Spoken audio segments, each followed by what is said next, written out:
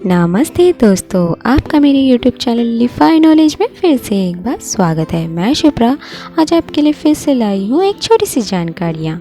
दोस्तों, आज Sunday special है यानी कि एनिमल स्पेशल। तो आइए जानते हैं कुछ अजीबोगरीब एनिमल्स के बारे में। पहला, दोस्तों, क्या आप वंडरपस ऑक्टोपस के बारे में जानते हैं? यह अलग सफ़ेद और जंग खाए भूरे रंग के साथ ऑक्टोपस की एक छोटी सी प्रजाति है। जर्मन में वंडर से वंडरपस का अर्थ है चमत्कार या आश्चर्य।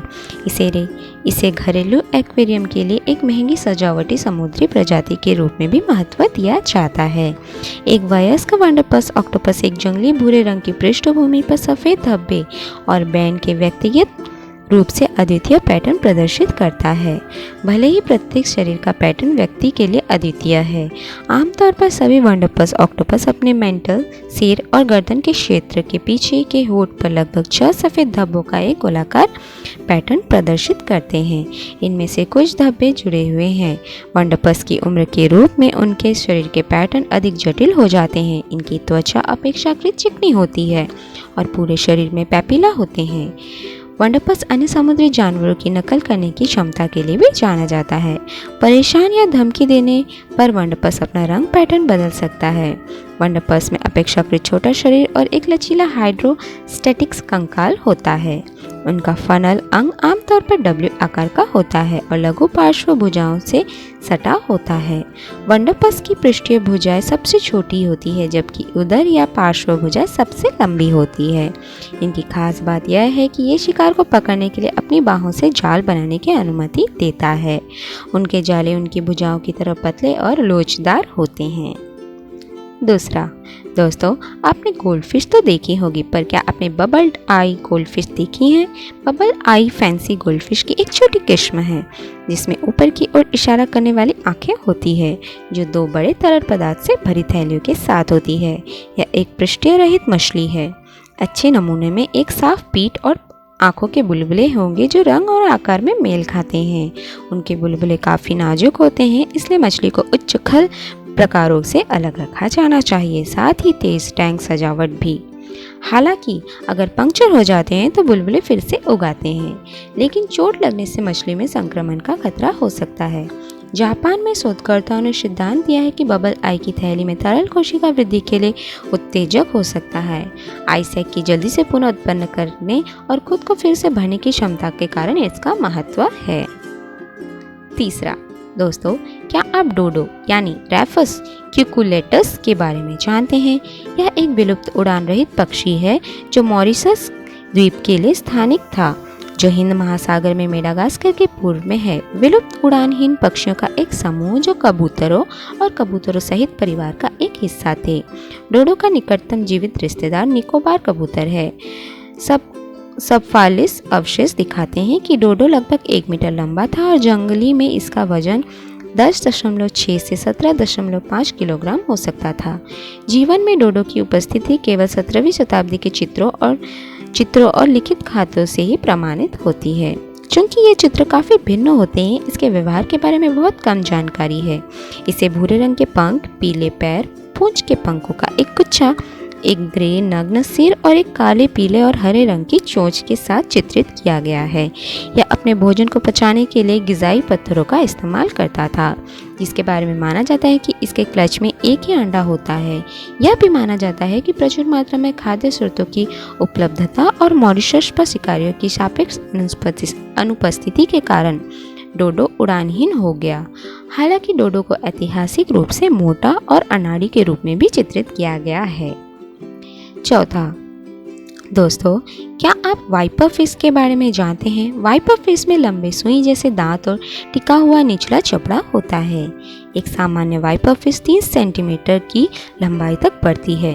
वाइपर फिश दिन में निचली गहराई यानी 2000 से 5000 फीट के पास रहती है और रात में उथली गहराई मुख्य रूप से उष्णकटिबंधीय और समशीतोष्ण पानी में। माना जाता है कि वाइपर फिश अपने शरीर के उदर पक्षों के साथ स्थित प्रकाश उत्पादक अंगों के साथ सीमा के भीतर उन्हें फुसलाने के बाद शिकार पर हमला करती है और एक असतत फोटोफोर के साथ पृष्ठीय पंख में हमला एक लंबी रीढ़ के अंत में इलियसियम की याद ताज़ा करती है वाइपर फिश हरे, चांदी से लेकर काले रंग से भिन्न होती है।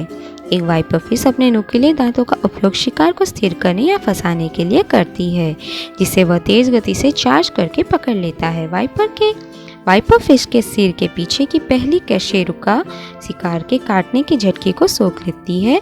माना जाता है कि वाइपर फिश जंगली में 30 से 40 साल तक जीवित रहती है, लेकिन कैद में वे शायद ही कुछ घंटों तक जीवित रहती है। डॉल्फिन और शार्क की कुछ प्रजातियां वाइपर फिश का शिकार करने के लिए जानी जाती है, क्योंकि वाइपर फिश मनुष्य के लिए दुर्गम स्नानागार वातावरण में रहते हैं। उनकी आदतों के बारे में बहुत कम ही जानकारी है। वे पानी में 1000 से 5000 मीटर की गहराई में 4 डिग्री सेल्सियस के औसत तापमान के साथ भी पाए जाते हैं।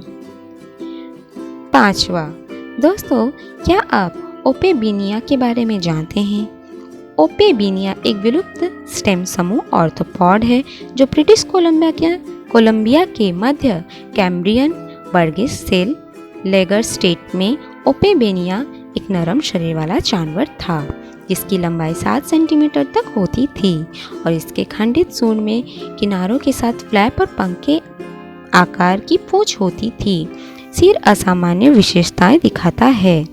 5 आंखें, सिर के नीचे एक मुंह और पीछे की ओर और एक पंजे वाली सूंड जो संभवतः मुंह तक भोजन पहुंचाती है। छोटे नरम भोजन की तलाश के लिए सूंड का उपयोग करते हुए ओपेबिनिया समुद्र तल पर रहता था। 20 से भी कम अच्छे नमूनों का वर्णन किया गया है। ओपेबिनिया इतना अजीब लग रहा था कि विटिंगटन के विश्लेषण की पहली प्रस्तुति में दर्शकों को हंसी आ गई। सिर से लेकर पूंछ के सिरे तक ओपेबिनिया रेगलिस की लंबाई 4 सेंटीमीटर और 7 सेंटीमीटर के बीच थी। इसके सबसे विशिष्ट लक्षणों में से एक खोखली सूंड है। इसकी कुल लंबाई शरीर की लगभग 1/3 थी और सिर के नीचे से नीचे की ओर प्रक्षेपित होती थी। सूंड एक वैक्यूम क्लीनर की तरह धारीदार, तीखी, नली और लचीली और यह एक पंजे जैसी संरचना के साथ समाप्त हुई, जिसके टर्मिनल किनारों में 5 स्पाइन थे जो अंदर और आगे की ओर प्रक्षेपित थे। शरीर का मुख्य भाग आमतौर पर लगभग 5 मिलीमीटर चौड़ा था और इसमें 15 खंड थे, जिनमें से प्रत्येक पर नीचे और बाहर की ओर इशारा करते हुए फ्लैप्स के जोड़े थे। शरीर का अंत एक शंक्वाकार खंड जैसा दिखता था, जिसमें 3 जोड़ी ओवरलैपिंग टेल फैन ब्लेड होते थे जो ऊपर और बाहर की ओर इशारा करते थे, जिसे वी आकार के ऊपर पंखे की तरह एक पूंछ बनती थी। तो दोस्तों, आज की दी हुई जानकारी आपको कैसी लगी मुझे कमेंट बॉक्स पर ज़रूर बताइए और मेरे इस वीडियो को लाइक, शेयर और सब्सक्राइब करना ना भूलिए। Thank you.